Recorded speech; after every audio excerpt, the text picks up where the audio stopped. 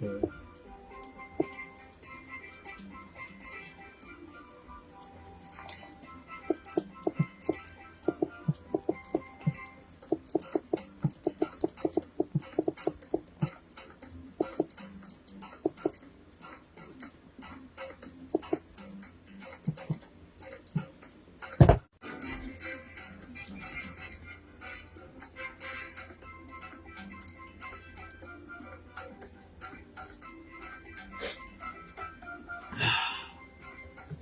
Keep saying the connection is slow, so, and also the screen keeps going dark. So now I don't.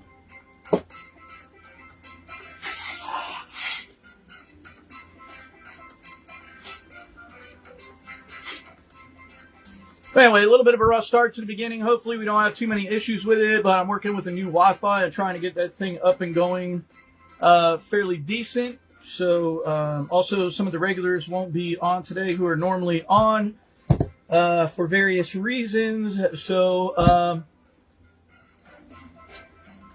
but I'm excited to get into this episode, and I will cover it for those of you who will watch it on the replay.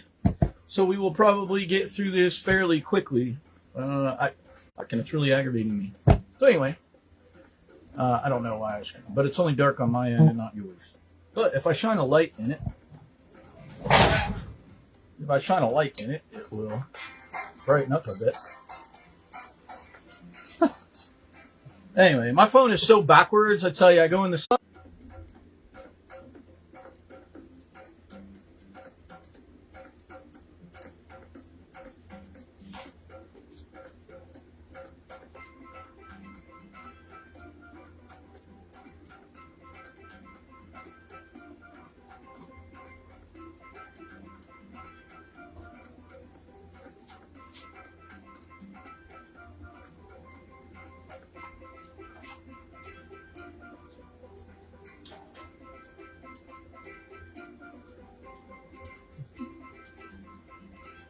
It's not any stronger than the last one. It's actually worse.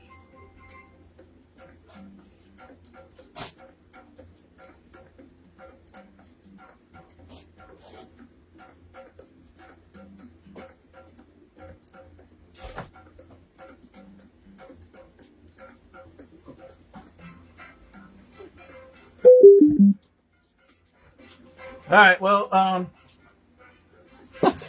first time back in the studio in a couple weeks, and everything is like going haywire right now. So anyway, the new Wi-Fi box I got isn't apparently as strong as the other one that I had. So we keep getting some delays here, unfortunately, but other than that, everything's okay. So let's get into the show. Episode 326. Please bear with the interruptions. When it comes to the service, I would appreciate it. I'll try to get it worked out in the perfect spot for the Wi-Fi and all of that stuff in a later episode. But I'm going to give you 8 countries that you can travel for $50 or less today. And today is a Market Garden Brewery out of Cleveland takeover. So we are doing the Market Garden Brewery. I believe they are actually out of like Euclid. Nope, says Cleveland, Ohio. So the first one I have to try for you guys. I'm going to try a couple beers if you're new to the show, and then we'll get into the show, and I'll show you where to travel. Basically, what I'm going to do is tell you what to see for free or cheap, where to stay while you are there, specific places, and the beer culture that is there while you are there. If you choose to partake in beer, some of these countries are very well known for their wine as well, so you can do that as well. But this is Market Garden Brewery. This is Cleveland Light Lager. It is super hot out here. The next one is a Hometown Traditional Lager by Market Garden Brewery. And then this next one, I'm super excited to give it a try. And that is the Market Garden Yuzu Citrus Lager. So it's a lager made with yuzu. And if you don't know yet, my friends over at Mad Brews are actually brewing another backpacker Mike beer, sort of like these that they've done for me in the past.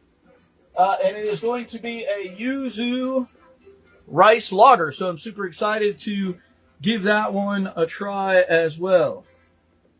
So as tradition goes, you guys have the first choice of which one you want me to try. The light lager, the original traditional hometown lager, or the yuzu citrus lager. Again, they're all out of Cleveland. Morgan, what's up? I saw your message, man, but obviously I got the show today. Tomorrow, we might have to shoot for, well, let's see. Kim's off the following weekend, so I'm going to have to do the show on like a Friday, probably. So, probably the following week. But I'll send you dates when I figure it out. Sometimes you could take a flight for less than 50. Yeah, I did too. I took a flight from Krakow, Poland to Lamizia, Italy for $12 on Ryanair. Did you see what budget airline Jetstar announced today? No, I didn't see that. And I don't think we have Jetstar here, unfortunately.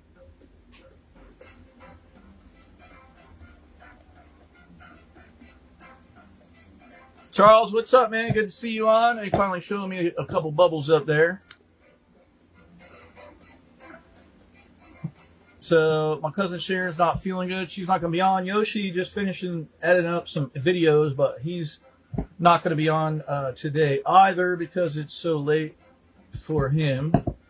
He said he was tired from editing. So hometown lager. Thank you, Charles. I was waiting. All right, let's get into this hometown lager. I'm going to put these back in the cooler because it is a bit hot in here, and all I'm running with is a fan at the moment. But there we go, the hometown lager. Traditional lager, so when you say traditional lager, you think like, Budweiser, Miller, that type of stuff. And that comes off like a Miller High Life. Exactly like a Miller High Life. Here we go, cheers.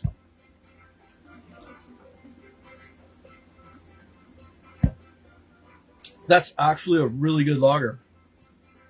Has the right kind of sweetness, a little breadiness to it. That's actually a really damn good lager. Comes in at 4.5% on the Richter scale. Let's go ahead and pour this out. It is super hot. I think I brought an extra one of those. I did, so I'm going to pour the whole one in here. That is a beautiful looking lager. Hopefully you guys can see that really well. But that is a beautiful looking lager there.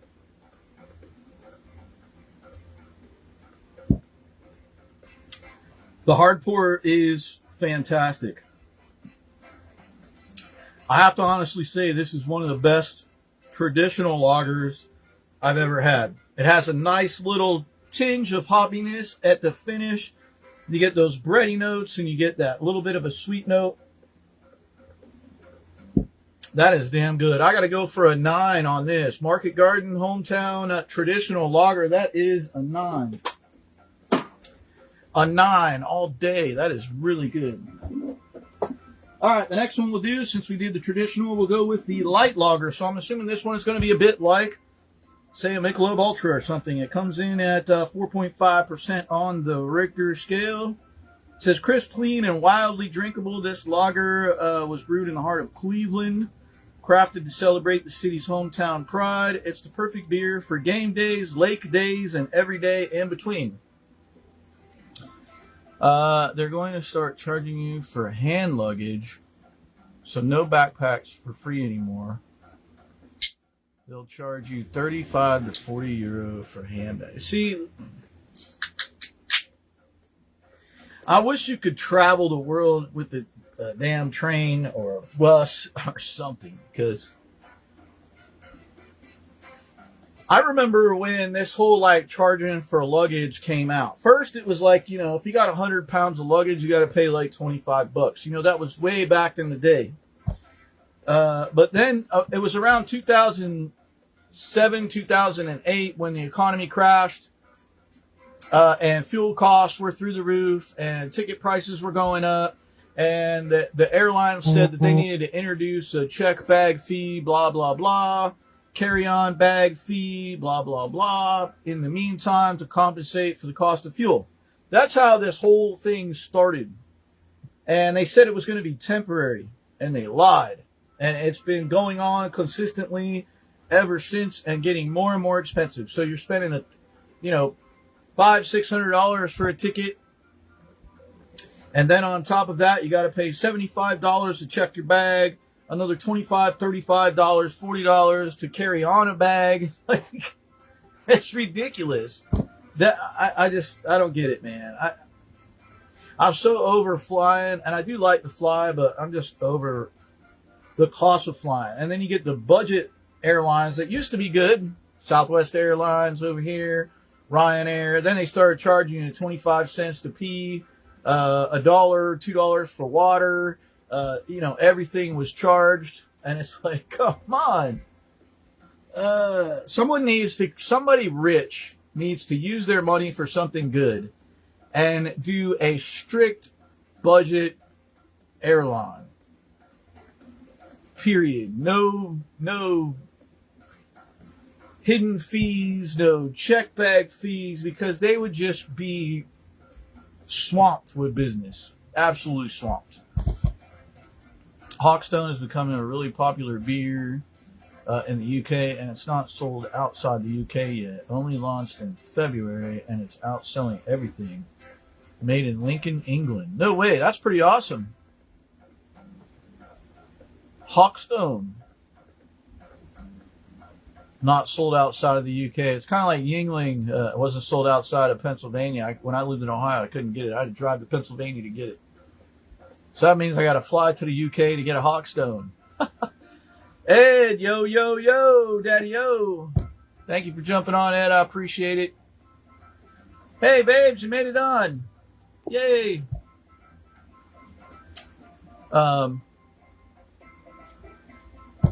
That's crazy. I need to go to the UK and get a Hawkstone now. All right, let's get into this Cleveland Light Lager. I'm assuming, like I said, it's going to be like a Michelob Ultra or something like that. Sort of smells like it.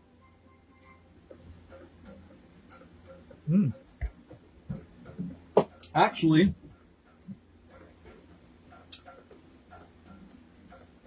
that is better than most light lagers I've had. It tastes almost like the traditional lager. It's just not, it doesn't have quite as thick of a body, I guess you would say. It's still a little sweet. Not so much of the breadiness. And you do get a slight bit of the hoppiness at the end. This is actually really good too. You know how some ultra light beers can be like, pretty watered down feeling or whatever. This one is not, though. I mean, it's, you're real light on the ABV at 4.5. And you can definitely see how much lighter it is compared to the original or traditional one. But this has really good flavor. That's a damn good beer. That's another really good one from Market Garden. I'm going to give this one a 9 as well. That's a really good light lager. I really do enjoy that one. All right. All right. All right, now let's get into the yuzu. I'm really hoping that this is going to pack a punch and give me a little bit of an idea of what Mad Brews is going to be like. If any of y'all missed that one, Mad Brews is just finishing up a new Backpacker Mike beer, and it is going to be a yuzu rice lager. Kampai! They're super excited to hear me say Kampai. Let's see, what did I miss? Eurostar, which has been a private company for years, is going into public ownership under the European Union Department of Transportation. So basically, all of the EU will eventually be fully funded and be able to be traveled via Eurostar. Oh, that's cool. I saw Yoshi was telling me that something about the rail passes went like through the roof. He was going to get like a 30-day rail pass or something, but it was like 400 to 600 euro or something. I think the best budget airline is probably EasyJet. And we do have EasyJet here, but we've all the fees he might as well pay for like a British Airways or a Delta flight at least. All your baggage is included. and you get a meal.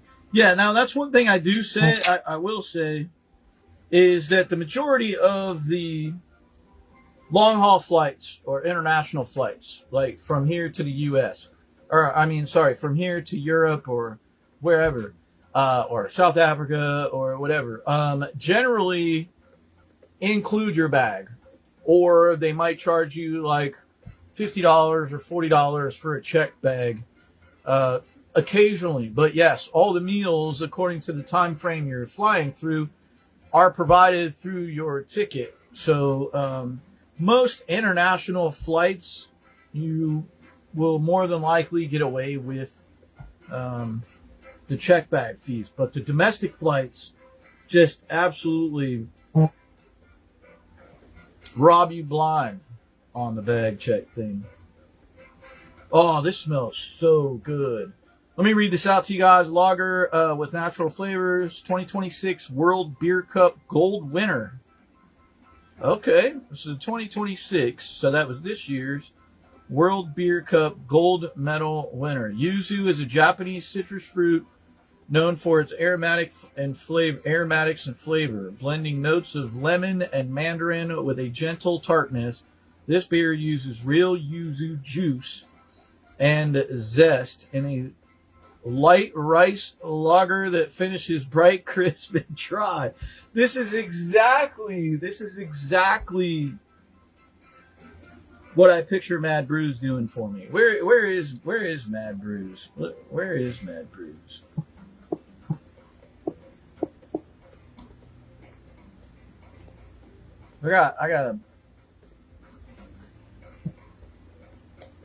I gotta message Brian real quick. Bear with me a second, because this is exactly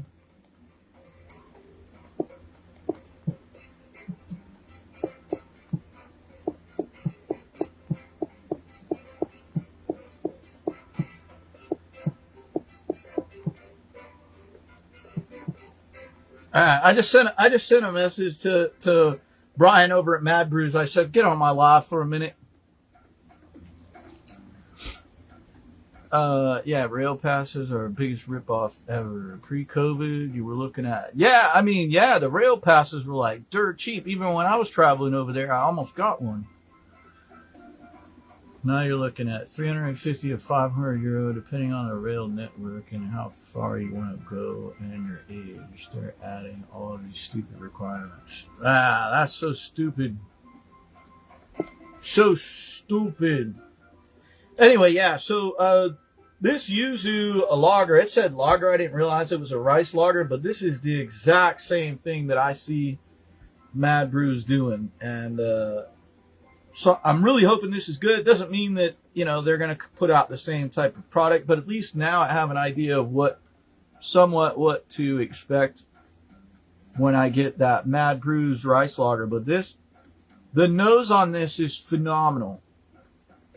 It's like a sweet lemon sort of smell, kind of like a Meyer lemon, like a sweet lemon smell, with a little like orange zest or something. I don't know. This is smell. If the taste transitions to the smell, this is going to be amazing. Here we go. Cheers.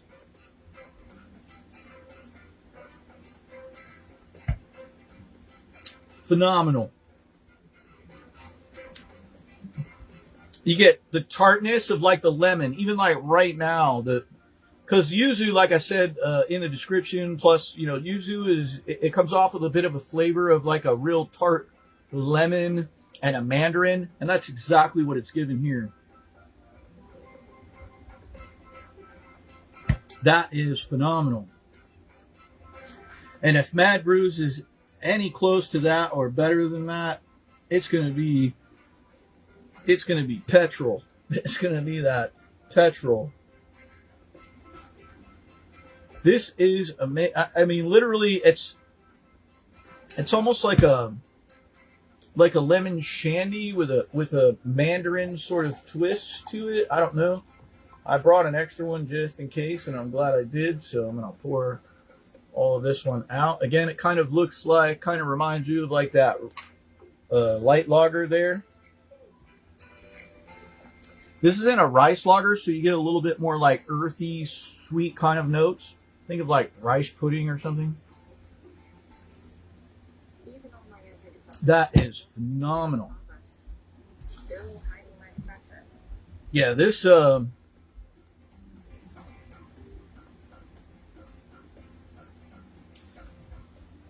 I got a reserved score for Mad Brews, or I'd have to give it a plus. I'm going to give this like a 9.8. I'm going to give this like a 9.8. Market Garden Yuzu Citrus Lager. Freaking phenomenal. This is amazing. Absolutely amazing. If you guys can find that anywhere, I highly recommend giving it a try. Absolutely, for sure. All right, let's get into the show now. As I said before, I'm going to give you 8 countries that you could travel to for $50 or less, basically. Now, this doesn't necessarily include your flight. However, some of these countries I would love to travel to. One of them is, number one, is the Czech Republic. The Czech Republic. Beyond Prague, $45 a day. What to see? Now, what I'm going to give you, what to see, is either going to be free or it's going to be cheap. All right? So I'm going to give you what to see, where to stay. I'll give you specific hostel names.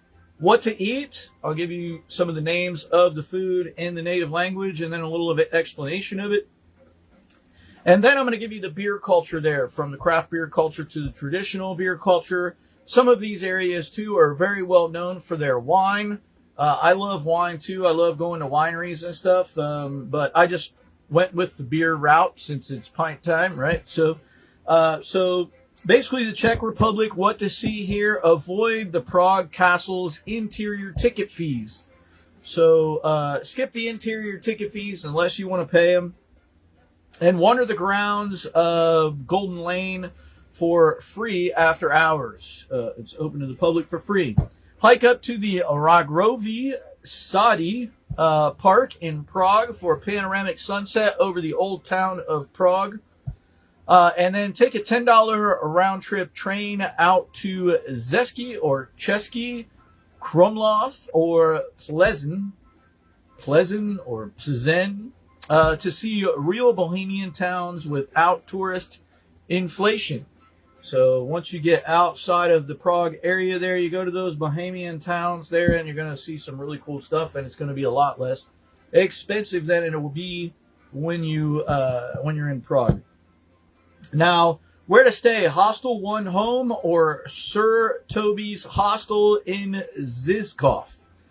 Prague's cool, budget-friendly brewery district. So Pskov or Žižkov is a cool, like, craft brewery hub or city within Prague. For about $20 to $25 a night, you could stay at these hostels, complete with free social dinners. So that's really cool.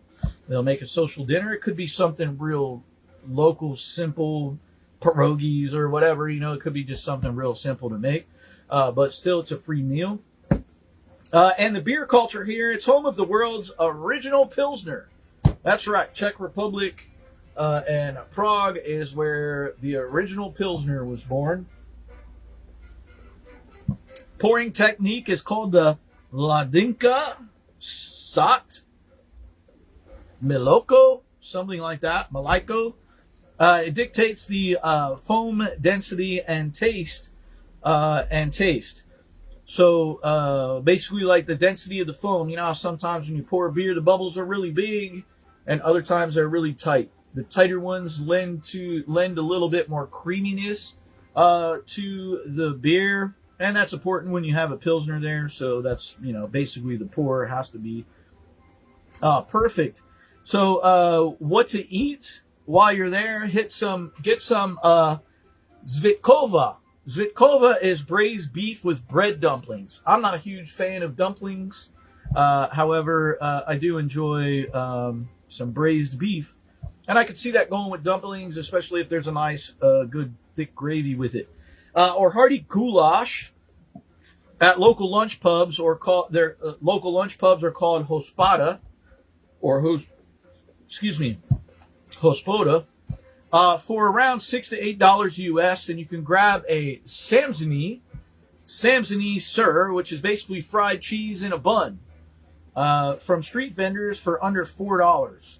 So, fried cheese, basically like a mozzarella stick and fresh baked bun. That wouldn't be bad. You gotta give me some sauce though. I just can't have the cheese in the bun. The beer culture here is home of the world's original Pilsner pouring technique, which I talked about earlier. I skipped over what to eat. That's why I had to go back. It dictates the foam density and the taste. A half a liter of world-class draft tank beer, also known as Iankovna, costs roughly around $2 at local pubs. So, can't beat that. $2 at local pubs. $2 a beer. That's like back in the day prices when I was a kid, like $2 a beer. Used to be able to go to the pubs and the bars when I was younger, and you could pick up like a PBR or a Busch or Busch Light or something like that for like $2.50 a draft, $1.75 a draft, and the Budweisers and things like that were a little bit more, $3.50, $4.50. Now you go, it's like more often than not, it's $5-6, and especially if you get into craft beers, it could be anywhere from like $5.75 to like $8.50, $9.50 a glass. So, all right, the next one on the list is one that I've talked about before, and that is Vietnam. It's the world's best $25 a day backpacker paradise, Vietnam. You can go live in Vietnam or Thailand for like $1,000 a month.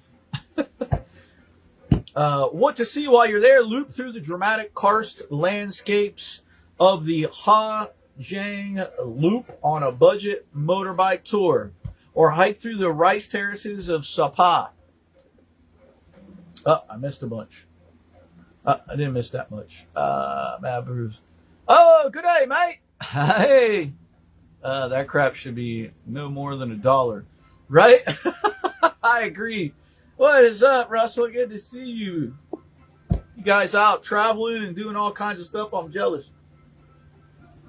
But I appreciate you jumping on, Russell.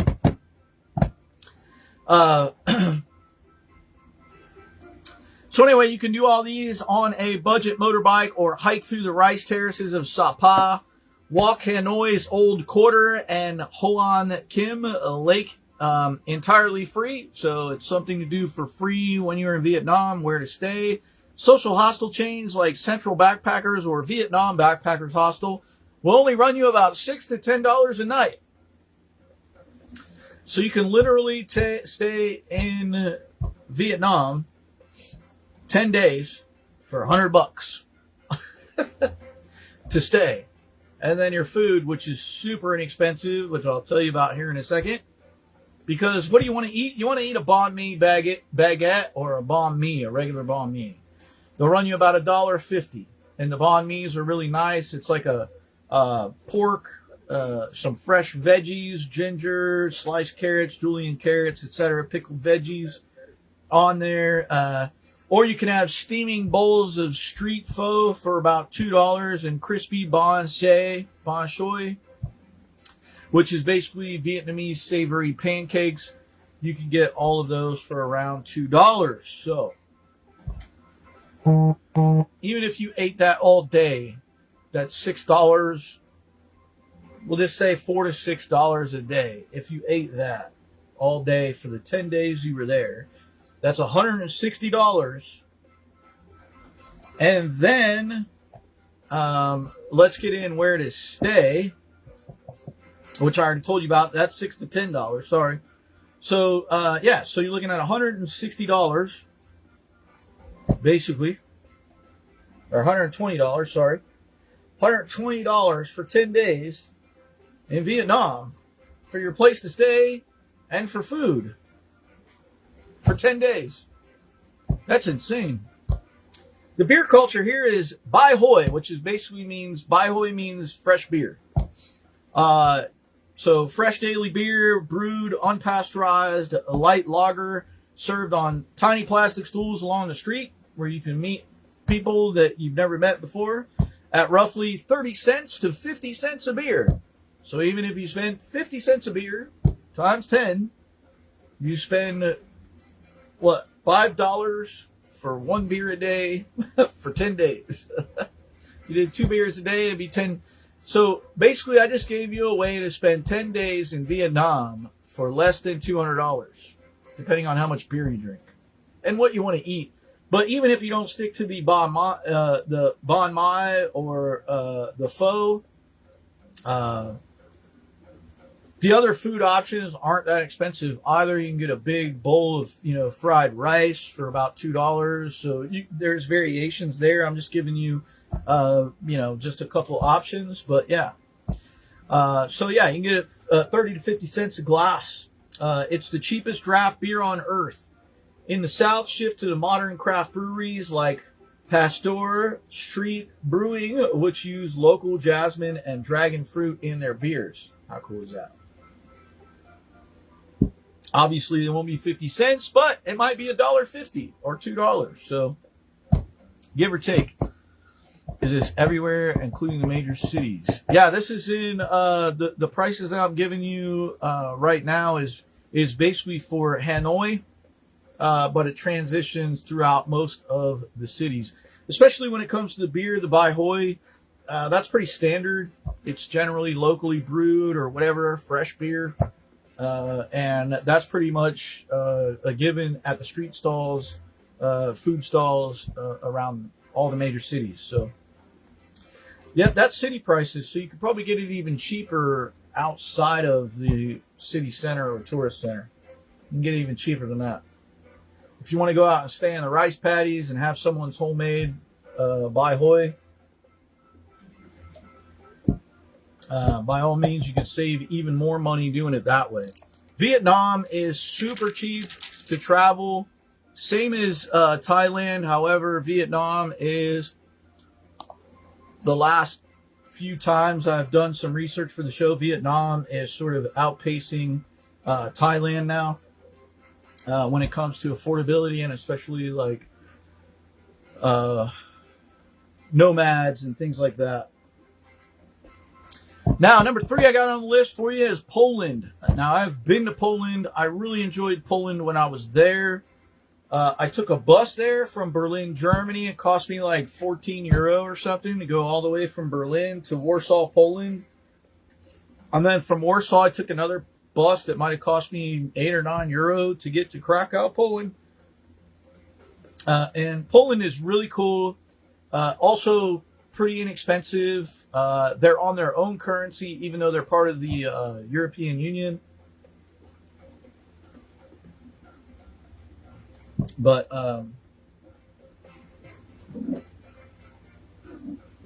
they're on their own currency when it comes to that. I'm just going to check on my beer situation. So what to see while you're here? Take a self-guided walking tour through Krakow's Old Town and the historic Jewish Quarter.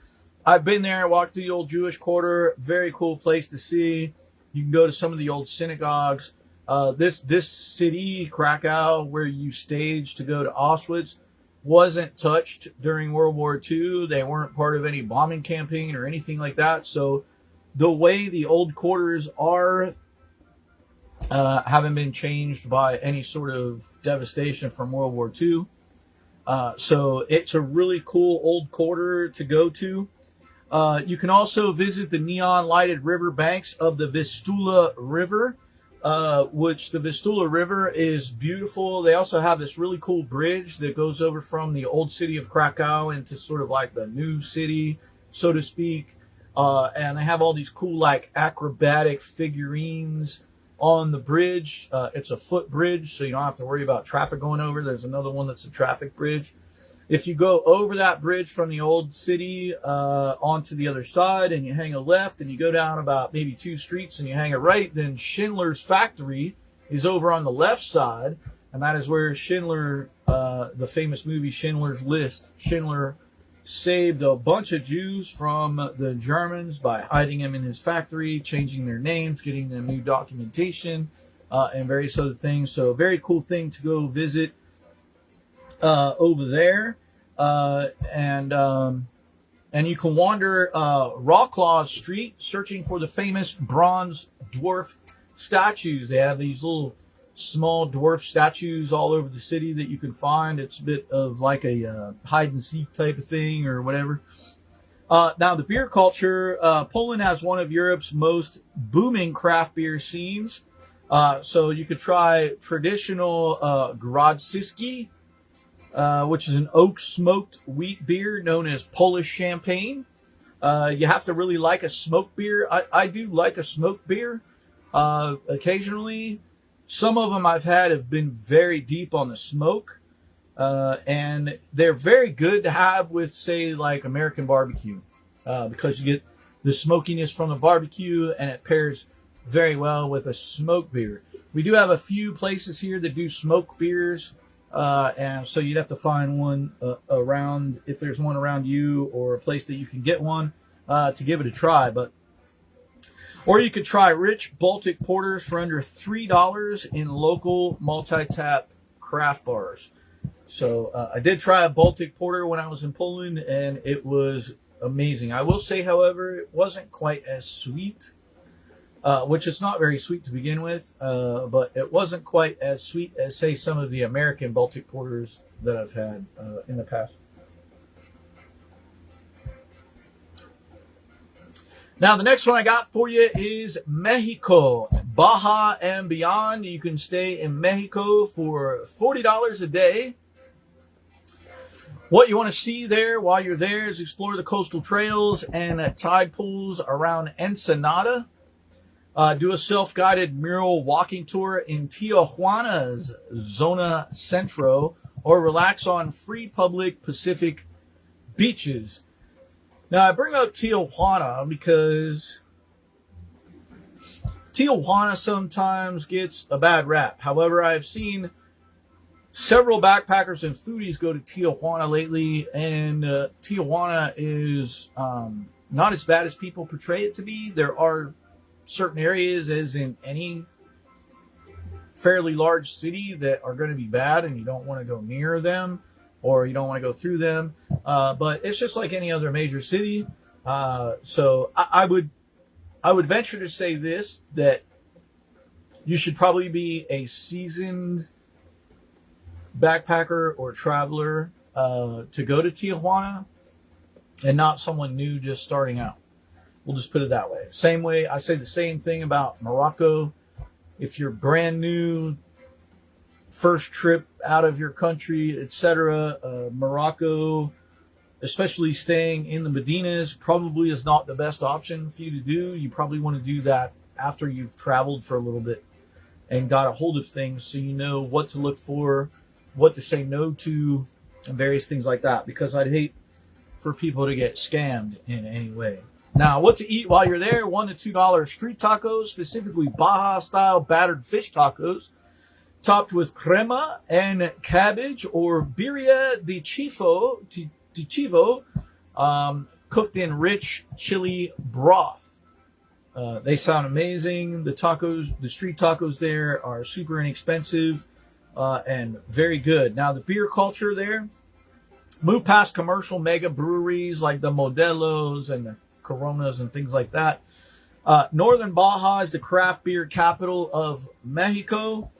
Hit independent tasting rooms, Colectivo Gia, Tijuana, or Wendlandt in Ensenada for world-class IPAs and stouts infused with local spices, and they'll only set you back about $3 to $4 a pint. So $3 to $4 a pint, not too bad. Talk about Polish. I'll be seeing Chris Stoff next weekend in the Mount Dora store. Oh, really? Mount Dora? Chris Stoff. I haven't seen anybody from Lowe's for a very, very long time. Very long time. But tell them I said hi. Mount Dora. Let me know next time you're coming down this way, Russell. We got to get together. We all need to get together at some point here pretty soon. It's been a long time I think the last time we all got together was long before my dad passed. So we gotta catch up. We're only about 2 hours from each other, give or take. So maybe we can meet halfway, like Orlando or something. But we got to catch up soon. All right, now we're going to go from Mexico to Germany, which is why I wish Yoshi was on. Yoshi is from Paderborn, Germany, for those of you who may not know. My friend and brother from the Camino.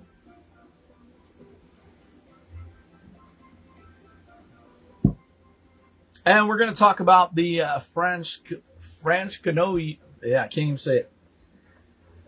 Franconia's beer hiking trails on $50 a day. Now, what to see there? I got to try to bring my German back out. The Fünf Ziedler Steig, which basically stands for 5 mug trails. Heading to Frostproof again this year and September, October. That'll work perfect. As long as it's not September 15th, that's my birthday. And while I could care less about my next birthday, Kim really cares about it, and she wants to do something. And I keep telling her I don't really care about this birthday. But it'll be my second birthday since I lost my dad. The first one was like 2 months after I lost him. And I just remember the one time when he had his mini strokes and he missed my birthday and he was so upset about it. And so the first birthday without him was a little rough. This second one is, I don't know. We'll see. But either way, Russell, let me know, man. Because, yeah, definitely would love to hook up for sure. So basically that stands for 5 Mugs Trail. It's a famous 12-mile hiking trail through the rolling hills of Franconia, which is basically northern Bavaria, that connects 5 historic family-owned country breweries with free trail access. You can literally hike to these small towns that have 5 historic family-owned breweries in them, and you can taste their historically homemade beers. So awesome. That would be so awesome. Where to stay? Traditional Gasthof pensions or rustic countryside hostels for about $25 to $30 a night. Again, we're in Europe, like Central Europe or Western Europe, and so it's going to be a little bit more expensive. Now, what to eat while you're there? Doner kebab. That's what Yoshi and I lived on a lot while we were walking the Camino. Doner kebabs are amazing. If you've never had one, you definitely got to try some. $6 for a doner kebab. It's basically a street food staple there in Franconia. Oversized salted pretzels, or called bretzens, for $1.50. And hearty Franconian Nürnberger Rost Bratwurst sausages on a roll, or known as Drei in Vekla, for about $4 a piece. So perfect. Get yourself a doner kebab for lunch, $6. You get a pretzel for a snack, $1.50, and then you go get a nice huge bratwurst sausage for $4 for your dinner, and you're good to go. So that's like what, 10, 11, 50 a day to eat. So not bad. Now, the beer culture here, Franconia has the highest concentration of breweries per capita in the world, believe it or not. Experience Keller beer, unfiltered, naturally carbonated lager served fresh from subterranean lagering cellars in stone clay mugs, Steingut Krug, for about $3 a liter. That would be amazing. That would be amazing for sure. All right. Next one, we're going to move on to number 6. I got 2 more for you. And this one is Portugal. Portugal.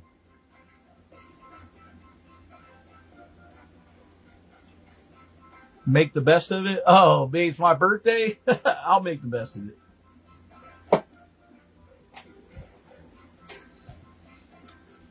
It's not that I don't want to celebrate my birthday. It's just that I don't know how I'm going to react on my birthday this year. Plus, the older you get, the less birthdays have meaning until you get old. Like you make your 80th birthday or your 90th birthday. It's like, oh my God, you're still here. But either way, I shall make the best of it, beams. Portugal, $50 a day, coastal backpacking and craft revolution.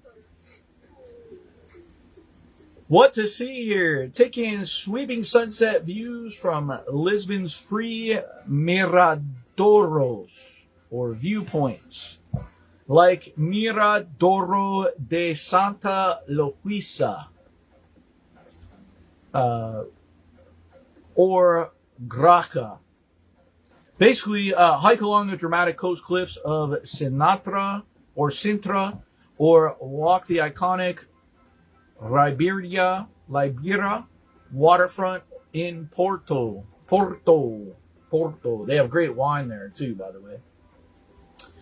Where to stay when you're there? Stay at Lisbon Hostel or Lost in Lisbon, and that will set you back about $25 to $35 a night for a dorm bed consistently rated among the world's best hostels with free group walking tours and affordable family-style dinners at night. So, super cool.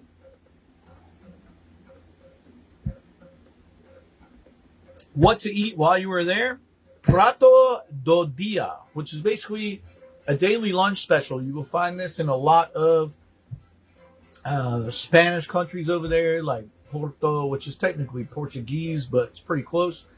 And España or Spain, and many other European countries and things, they do like a meal of the day or whatever for lunch. Sometimes they'll do it in the evening as well. It could be a 3 to 4 course meal that includes your starter, like a salad, your main meal, a dessert, and maybe even a glass of wine or a bottle of wine or a beer. It just depends on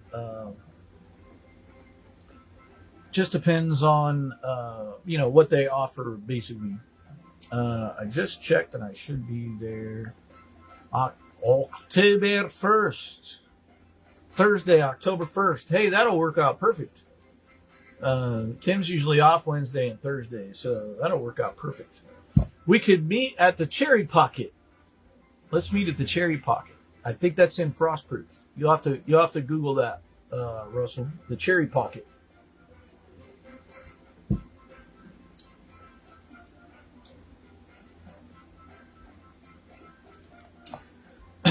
Now, what to eat while you're there? Prato do dia, which is, I already talked about, the daily lunch specials at local family-run tascas.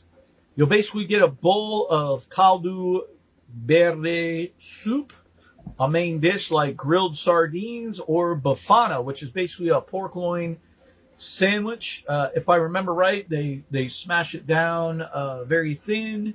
They bread it, they deep fry it real quick, and throw it on the sandwich, on the bread. A drink and espresso, all for $8 to $11 US. Not bad at all. So right there is basically like a 3-course meal. It includes your drink. Don't skip fresh pasties de nata custard tarts for about $1.50. The custard tarts are amazing. I haven't been to Portugal, but I've had a variation of them, and they are really good. The beer culture here, while traditional lagers like Superbock and Sagres dominate cheap patio drinking for about $2 to $3 a draft beer, Portugal's independent craft beer scene is exploding in Lisbon Marvilla district,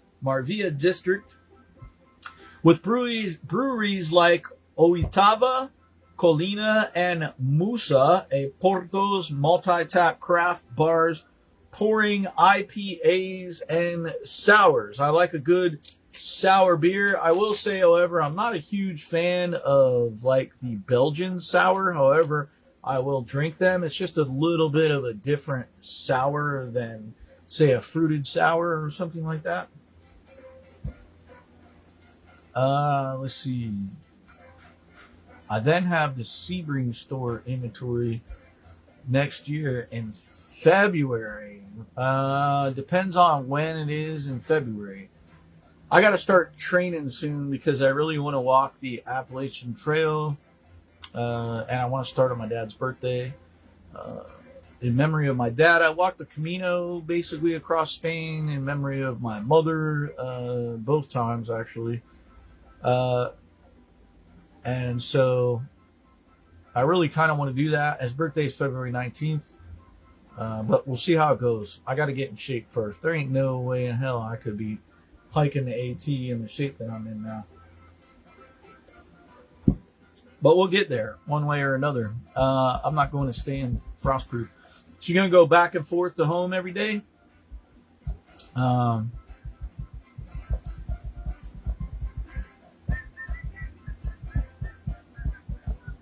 Or you got to stay like in Haines City or something? All right, the next one on the list is another country that I have been to, and that is Slovenia. Slovenia. I have been to Slovenia.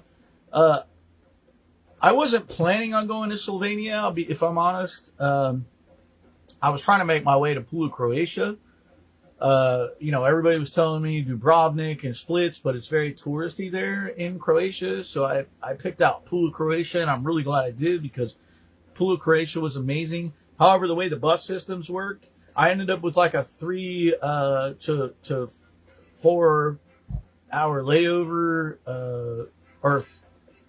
2-day layover. I took the bus to Slovenia, then my next bus to Pula, Croatia didn't leave until like 2 days later. So I think I was in, or 3 days later. So I think I was in Slovenia for 3 days, 2 nights. But very cool place. Note, staying in Sebring. Oh, okay. So you're going to stay in Sebring and drive to Frostproof every day. All right. Well, that's even better. And the Frostproof one is October 1st. Awesome. So yeah, definitely. They're staying at Sebring. We got to go. I'm assuming you'll be staying at the Holiday Inn in North Sebring up that way. But yeah, we'll definitely have to get together then. For sure. For sure, Russell. Been a long time, brother. I miss you, man. Now, where to stay when you're in... I got to get back to what to see while you're in Slovenia. Now, you can travel Slovenia for $45 a day. Emerald Lakes, Dragon Bridges, and Alpine craft beer. What to see while you're there? Walk the 3.5-mile trail around the perimeter of Lake Bled. Completely free, and hike up the, I don't know exactly how to say this, but it's Ojastrica. So I'm assuming it's like Ostrika viewpoint. For panoramic views of the island castle. Back in Ljubljana, explore Metelkova, Mesto. All of these words would drive me crazy, kind of like it did when I was in Poland and Slovenia. However, I didn't learn very much Slovenian when I was there because I wasn't there very long. But it's a former military barracks turned autonomous art-covered alternative cultural center. Now, what to eat while you're there? Eat a burek. I had bureks when I was in Slovenia. I had a pizza burek, which was delicious, and I had a spaghetti burek, which was delicious. Basically, burek is a warm, flaky phyllo pastry stuffed with mincemeat, cheese, or spinach. It's sold 24/7 at street bakeries for about $3 to $4 each. Now, I didn't go to the street bakery. I went I went to, like a normal, bakery right there near the center of town, near the plaza, which the plaza they have there in Koper, Slovenia, where I stayed, is one of the largest plazas, if not the largest plazas, in all of Europe, by the way. So very cool. But you could stay in Hosta Celica in Ljubljana for about $22 to $28 a night. A famous artist redesigned former, I already talked about that. It turned into a military prison. No, it didn't. Turned into an eco hostel located near the train station with free walking tours. Now, what to eat is the burek, which I talked about already. It's sold 24/7 for about $3 to $4. For a sit-down meal, get Kronjaska.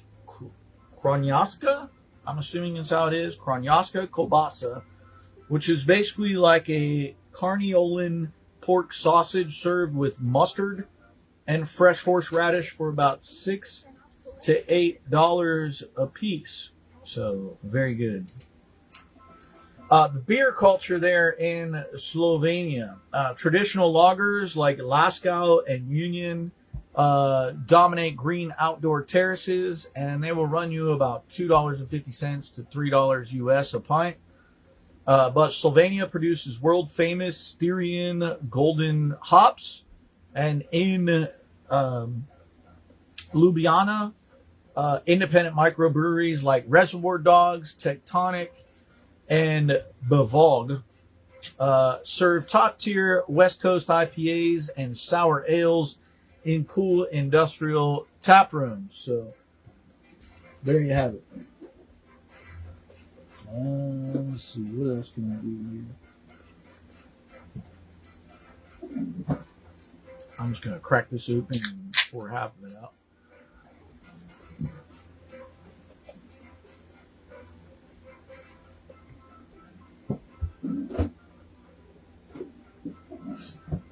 All right, and the last one I got for you guys is Georgia. And Georgia, not the state, but rather the country of Georgia. And you could travel Georgia, $30 a day, in the Caucasus Mountains, and feasts. Now, what to see here, it's free or cheap. Again, all of these I covered are either free or cheap. There's a lot more to see in these countries if you choose to do so. I'm just giving you a few examples of free and cheap things you can do. You can explore the wooden balconies, cobblestone alleyways, a thermal sulfur bathhouses of Old Tbilisi. On foot, you can take a cheap $4 shared minibus called a marshrutka into the high Caucasus Mountains to see the Gergeti Trinity Church perched in front of Mount Kasbek. Where to stay? Fabrika hostel in Tbilisi. It'll run you about $12 to $18 a night. Still pretty inexpensive. Anything under $20 for a hostel is super inexpensive. It's a massive Soviet-era sewing factory converted into a multi-concept hostel, courtyard, and creative community space. I'll be in an old crappy store called Winter Haven in 2 weeks, trying to convince my boss that I should be allowed to go to Australia and New Zealand and see family and work remotely during our spring blackout next year for 6 weeks. An old crappy store in Winter Haven. He says that because I was in Winter Haven. I opened the Auburndale store, and then give you a little bit of a background, because it's kind of ironic how everything worked out the way it did. I used to be in Region 10. I'm not going to mention the retailer, but I used to be in Region 10 in Ohio. When I started out, I was in Region 10. Went to go be a district/regional manager for home goods, out of Detroit, which I mentioned that retailer, but I won't mention the one now. And So anyway, I came back, ended up coming back, and to the retailer that I worked at before. Long story short, I wanted to transfer down and get closer to my dad. They just happened to be opening a store in Auburndale, and I put in to open that store. And my regional talked to the regional down here, et cetera, et cetera. I interviewed over the phone. Long story short, got the job. Came down, opened up the Auburndale store. The funny part is that my regional director from the store side, the operations side, the regional director there, who transferred down here from Region 10, so he already knew me, and he transferred down here. He came to visit the store one day with my regional loss prevention director at the time, and he saw me there.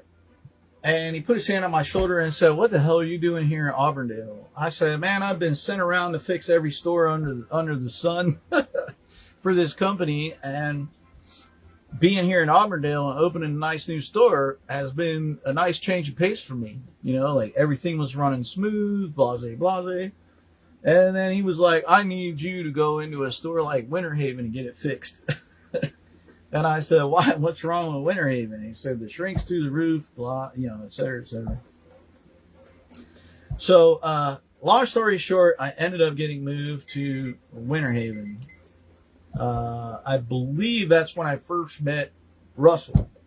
I think it was Winter Haven. Might have been Auburndale, but I believe it was Winter Haven because I don't think I was in Auburndale long enough for inventory. So I think it was Winter Haven. But, Russell and I hit it off right away.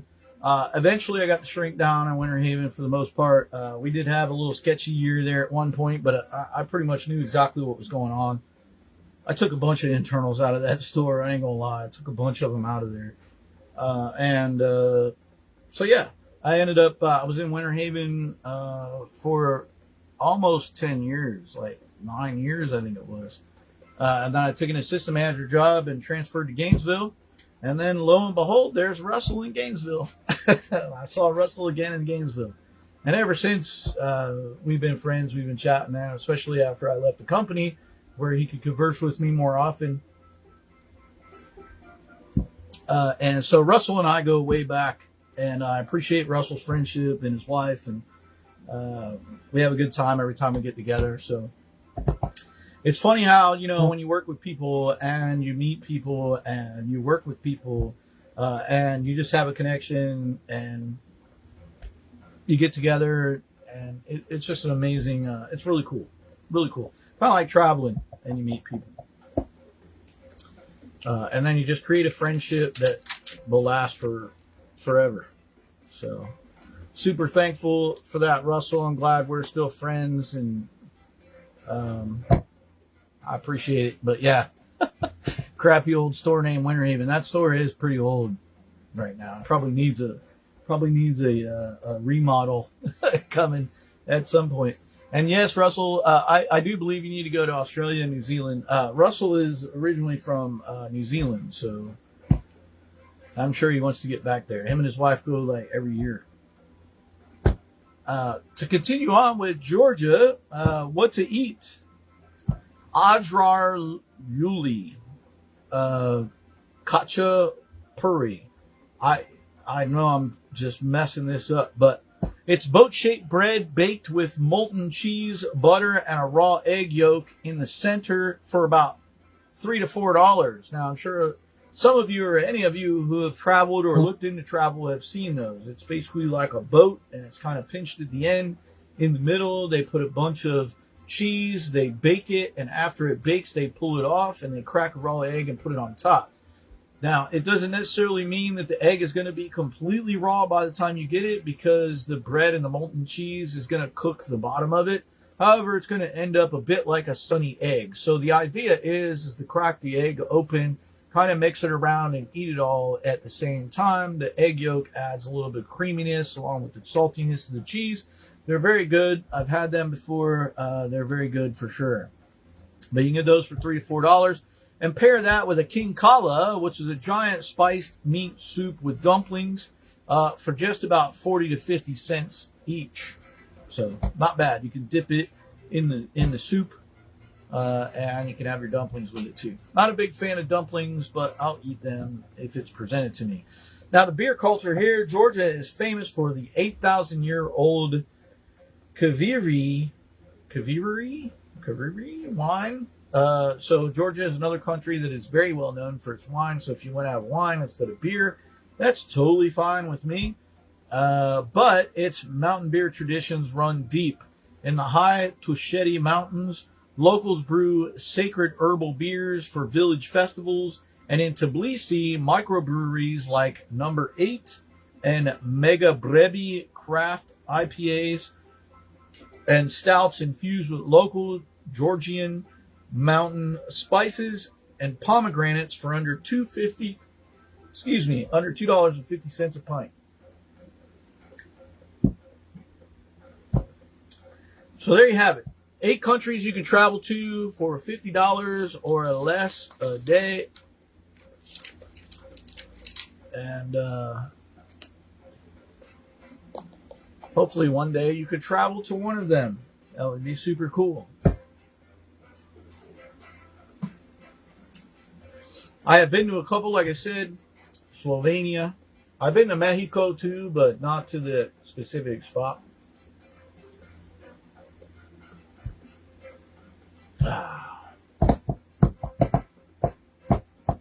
So anybody got any questions, comments, concerns, anything? Anybody traveling anywhere anytime soon? Totally lost me. Uh-oh.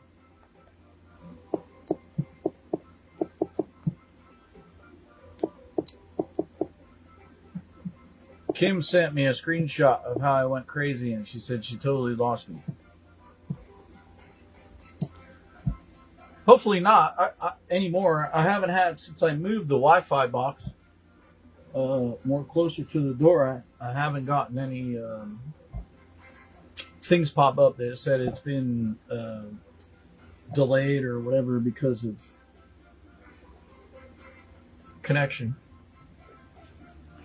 So I think I found the right spot for the box. So for those of you who may not know, I had to move my studio out of my friend Greg's house, and I had to move it into my storage unit. So I'm doing this live from my storage unit. And so I have all of these boxes around me. I got a fan. It's hot out. And the last 2 shows I've had to do it from the house because my Wi-Fi box broke. So I had to go back to T-Mobile and get another Wi-Fi box. It's a remote Wi-Fi box. I can like plug it into the car and go.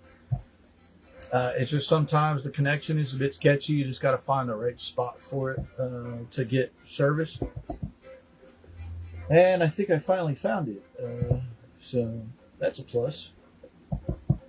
And then eventually, I know I've been saying it for a while now, but eventually I'm going to transition from using the phone and the vertical to using my vlogging camera.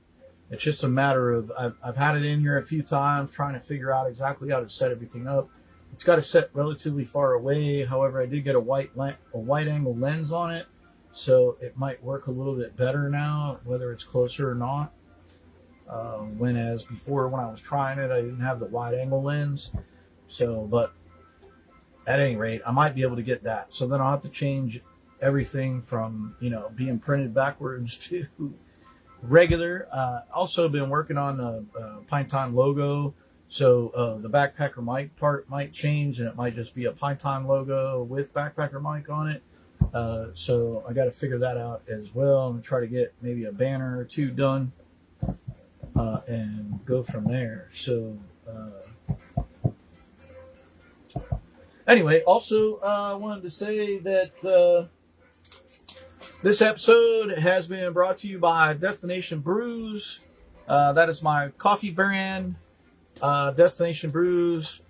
They all come with these little holes in the top where you can smell the coffee, and this smells so good. This is Sumatra. It's basically like a craft coffee, single origin brew.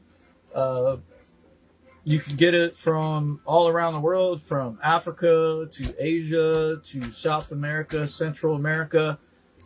So you can have a little bit of a taste of the world in your bag. This will make you about 15 to 20 cups of coffee. And I have my two main brewers are here in the United States. One is the Chicago Coffee Company, which is one of the oldest coffee companies and roasters in the United States. And the other one is Temecula Roasting Company in California, California. They order the beans in raw from other countries, and then they roast them to order, so they're about as fresh as you're going to get. And these smell so good. These are a bunch of samples that I picked up. Well, they're real size, but a bunch of samples I picked up to give away. But you can check it out at destinationbrews.com. I also have teas, and I have merchandise as well, from coffee mugs to t-shirts and hats and hoodies and all of that stuff. So please check out Destination Brews. That's what's going to kind of try and support everything that I've got going on at the moment, and I would greatly appreciate it. I'm still working on it and trying to revamp some of the things and get it right, but as far as purchasing, I've had a few friends of mine that have purchased the coffee already, and they absolutely loved it. Everybody that I handed samples out to pretty much loved everything. There was some of them that were a little bit lighter than darker, like they had expected.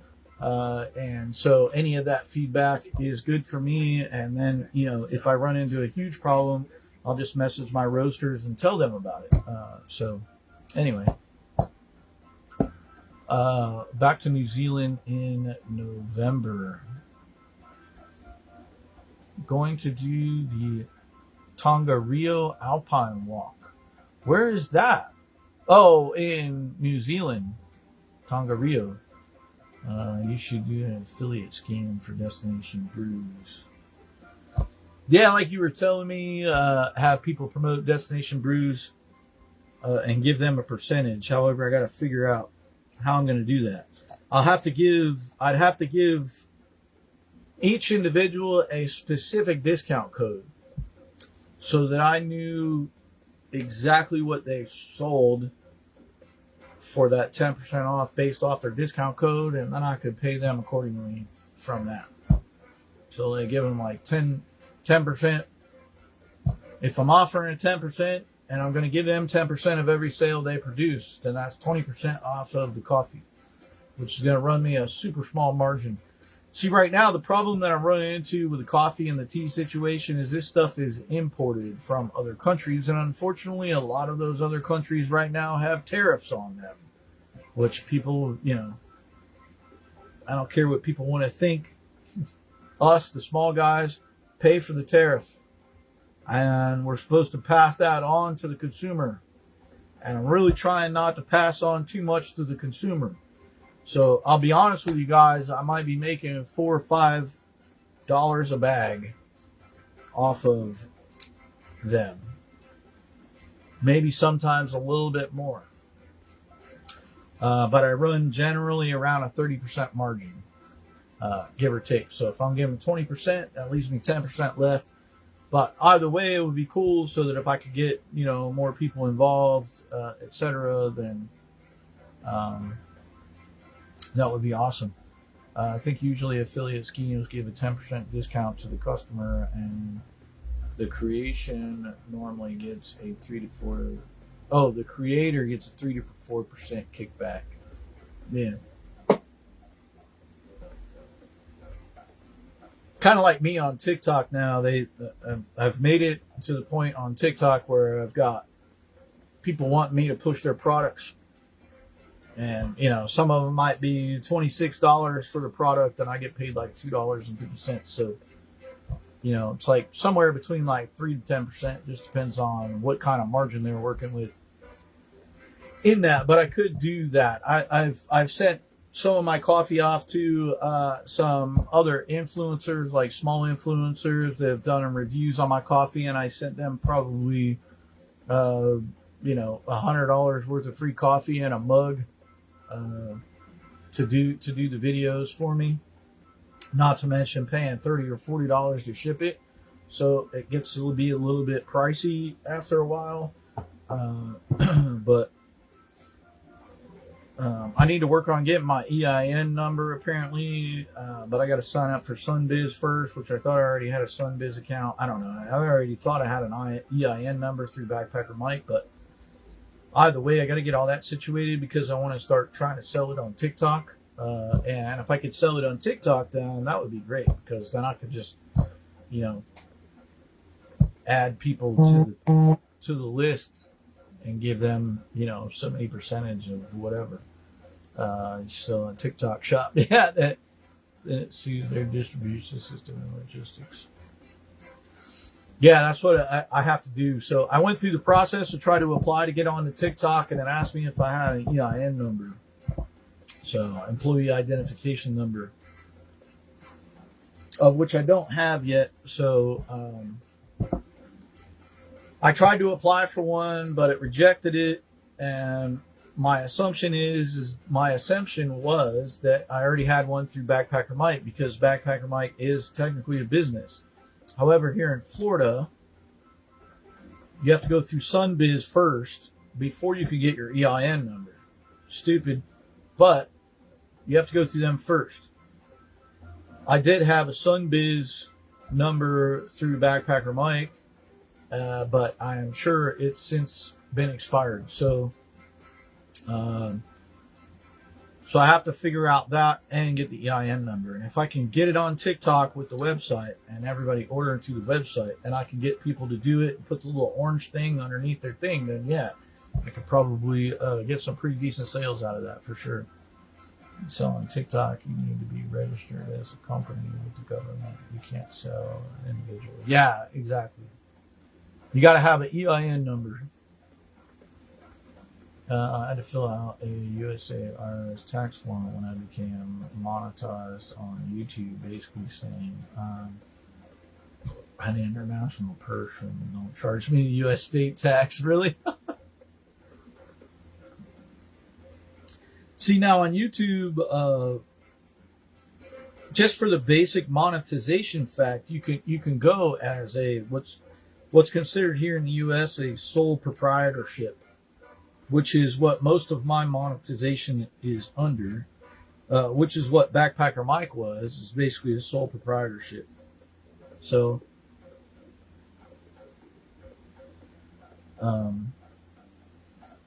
but yeah, in order to sell on TikTok, I got to get an EIN number. So I got to work that out so I can get that taken care of.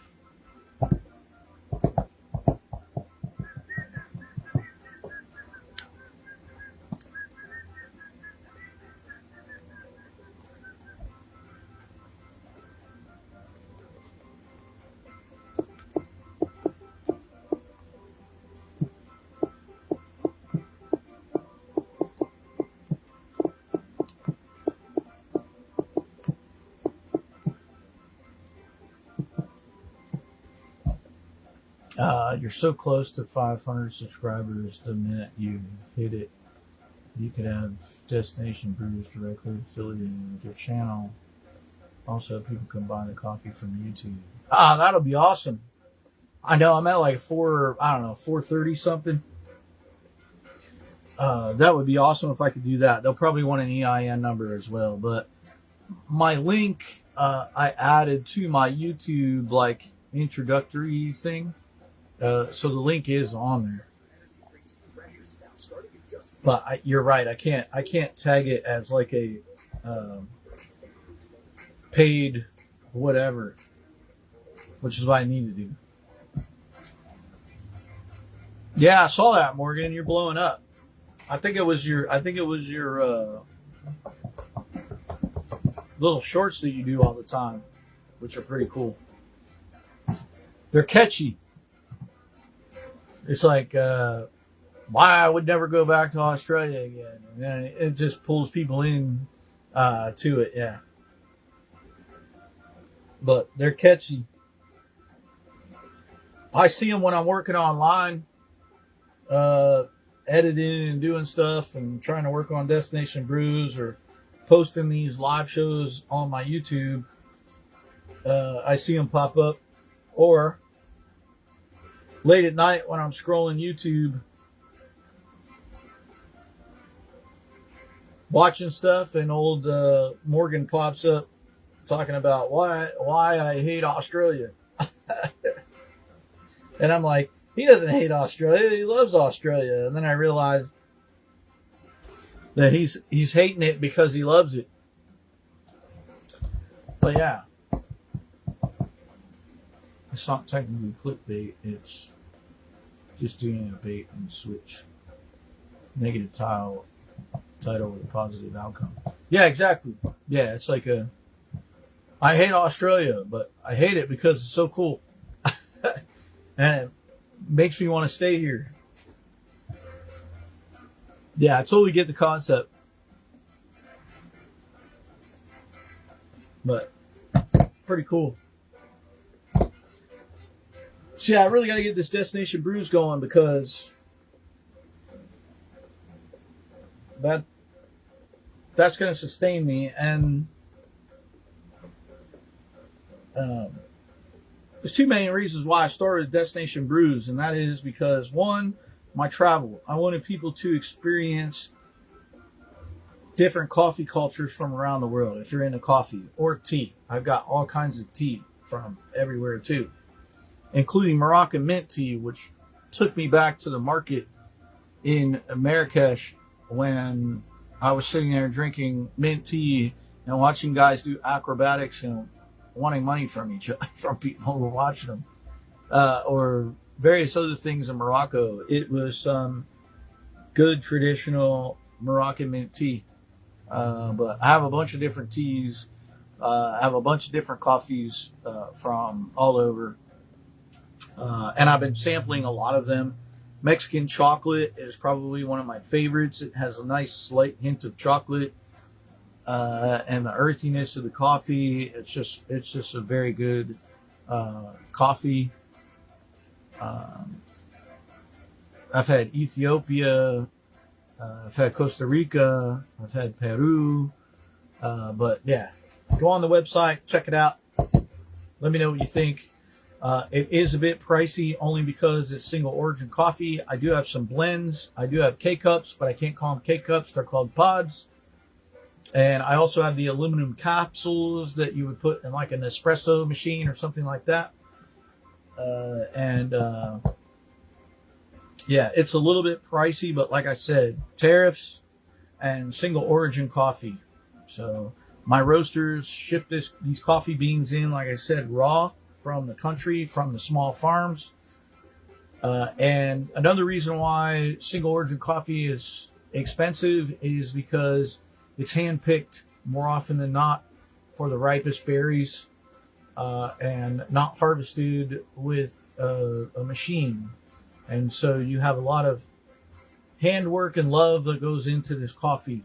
And then the roasters. And it depends on how long they roast it, how short they roast it. Depends on the color, the variations, the smell, the taste, all that stuff. And I have some really good blends too. Like the Kopi Safari blend was really good. Kopi means coffee in Indonesian, by the way. And Safari means journey in Swahili in Africa. So it's basically a journey through coffee with a blend of Asian coffee and African coffee blended together in the same bag. So if you get anything that's called Kopi Safari, say off of my website, you're basically going through a coffee journey through Asia and Africa. So pretty cool. You get like fruity notes and deep earthy notes throughout that coffee as well. It's pretty good. I've had it as well. So should try doing limited edition drops where it's on sale for a limited time only. Like you could do it in Australian coffee for like 1 week only, and then do a pint time about Australia to promote it. That's a good thought process there, Morgan. I like that. I don't have any Australian coffee. They're not really known for their coffee, at least on the world stage. But yeah, absolutely. I could do a thing on Ethiopia, how to visit Ethiopia, and then talk about the Ethiopian coffee I have from there, and say for a limited time only, you get 20% off or whatever. Good idea. I gotta note that down in my task planner. But good idea.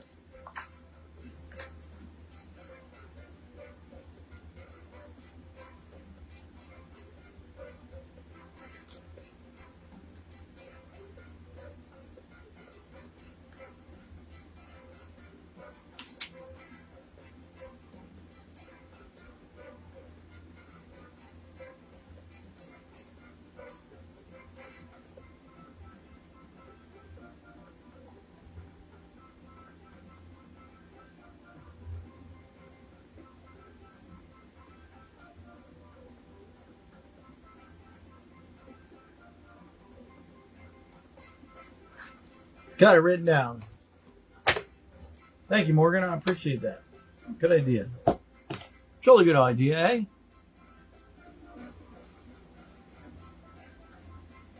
All right. Anybody got anything else they want to add? Anything they want to talk about? Chit chat about?